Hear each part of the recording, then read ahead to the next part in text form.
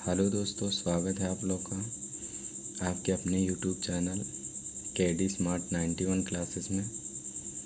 तो आज हम लोग देखेंगे हिंदी से अंग्रेज़ी पढ़ाने का एक और नियम।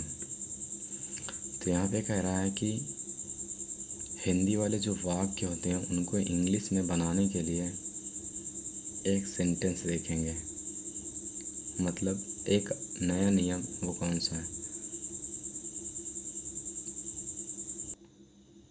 तो आइए देखते हैं हम लोग इस नए नियम के बारे में।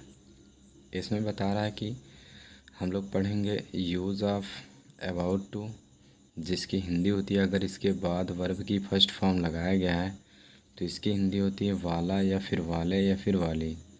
मतलब इन तीनों में से जैसा सब्जेक्ट होगा, सब्जेक्ट के अनुसार ये हिंदी लिखी जाती है।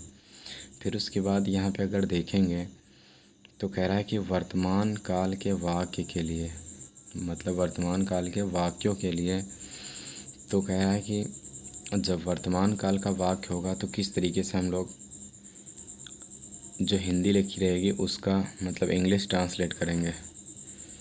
तो पहले यहाँ पे बता रहा जो हिंदी की पहचान होगी, मतलब उस सेंटेंस को हम देख करके, हिंदी का जो वाक्य होगा उसको हम देख करके कैसे पहचानेंगे कि उसमें हमको अबाउट टू ही लगाना है। तो यहाँ पे कह रहा है कि एक कर्ता होगा उस वाक्य में और एक कर्म होगा, फिर उसके बाद ये बीच में जो डैश है वाक्य को पूरा किया गया रहेगा। फिर उसके बाद कह रहा है वाक्य के अंत में, मतलब जो वाक्य होगा उसके आखिरी में ये तीनों शब्द लिखे रहेंगे। तीनों में से कोई भी एक, मतलब या तो वाला रहेगा या फिर वाले या फिर वाली, इन तीनों में से कोई भी एक शब्द रहेगा। फिर उसके बाद प्लस तो उसमें नहीं लगता है, इस प्लस का मतलब और ये भी। तो कह रहे हैं कि मतलब इसमें ये तीनों में से कोई एक रहेगा, या तो हैं या तो हूँ या फिर हो। तो आगे कह रहा है कि फिर उसके बाद यहाँ पे बता रहा है कि जब इस तरीके का सेंटेंस हमको मिलेगा तो इसको जब हम इंग्लिश में बनाएंगे तो वो इस तरीके से बनाएंगे। एक पहले हमको सब्जेक्ट लिखना होगा, फिर उसके बाद इज़ या फिर एम या फिर आर, जैसा सब्जेक्ट होगा उसके अनुसार इन तीनों में से कोई भी एक लिखेंगे। फिर उसके बाद तुरंत बाद अबाउट टू लगाएंगे।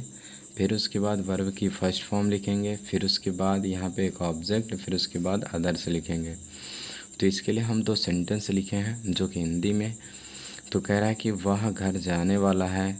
तो अगर इसमें पूछा जाए कौन जाने वाला है, तो यहाँ पे देखा जाए तो हमारी पहचान मिल रही है, वाला और उसके बाद हाँ आया है।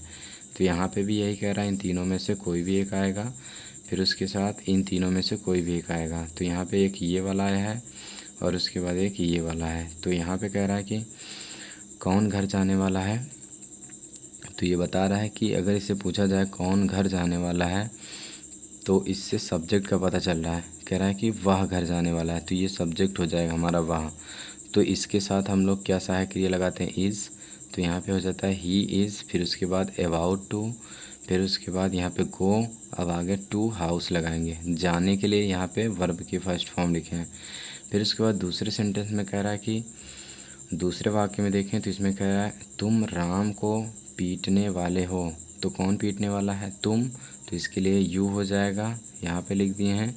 यू के साथ हम लोग क्या लगाते हैं, आर, फिर यू के साथ आर लगा दिए। फिर उसके बाद नियम कहता है अबाउट टू लगाना है, तो अबाउट टू लगा दिए। फिर उसके बाद बीट, फिर उसके बाद राम, ये क्या होगा, वर्ब की फर्स्ट फॉर्म, जो कि हम लोग यहाँ पे देख रहे थे। अबाउट टू के तुरंत बाद वर्ब की फर्स्ट फॉर्म देना है। फिर उसके बाद आगे कह रहा है कि देखते हैं, तो कह रहा है भूतकाल के वाक्यों के लिए। तो आगे कह रहा है जो भूतकाल का वाक्य होगा तो इसमें क्या करेंगे, ये पहचान हिंदी की मिलेगी। बस भूतकाल के वाक्य में केवल इतना अंतर होगा कि लास्ट में था थे थी रहेगा, और जब इसका इंग्लिश ट्रांसलेट करेंगे तो वो बीच में जहाँ पे इज़ एम आर आ रहा था वहाँ पे वाज और वर होगा। तो ये सब्जेक्ट जैसा होगा उसके अनुसार हम लोग लगाएंगे। तो यहाँ पे देखते हैं दोस्त, वाक्य एग्जाम्पल के लिए लिखा गया है। कह रहा है वह रोने वाला था। कौन रोने वाला था, वह। इसके लिए सब्जेक्ट लिख दिया ही, फिर उसके बाद ही के साथ वाज लगाते हैं तो वाज हो गया। फिर उसके बाद यहाँ पे अबाउट टू लिख दिए। फिर उसके बाद एक क्रिया बची है जो कि वर्ब की फर्स्ट फॉर्म लिखना है। तो यहाँ पे कह रहा है वीप, तो ये बीफ लिख दिए हम। फिर उसके बाद आगे कह रहा है कि तुम एक पत्र लिखने वाले थे। तो मतलब जब कह रहा है तुम एक पत्र लिखने वाले थे, तो इससे पूछा जाए कौन लिखने वाला था या फिर कौन लिखने वाले थे, तुम। तो यहाँ पे यू हो जाएगा इसके लिए, तो यू लिख दिए। फिर उसके बाद यू के साथ वर लगाते हैं, वर लगा दिए। फिर उसके बाद अबाउट टू, ये नियम कहता है कि जिसमें वाला वाले आएगा वहाँ पे हम अबाउट टू लिखेंगे। फिर उसके बाद वर्ब की फर्स्ट फॉर्म दे दिए राइट। फिर उसके बाद क्या लिखने वाले थे, एक पत्र, तो ए लेटर लगा दिए। तो मतलब इस तरीके के सेंटेंस को मतलब जब हिंदी में ऐसा मिलेगा या फिर इस तरीके से मिलेगा तो हम लोग इस तरीके से उसका ट्रांसलेट करेंगे। बीच में जब वाला वाले आए रहेगा तो उसके लिए ट्रांसलेट अबाउट टू लगा करके लिखेंगे।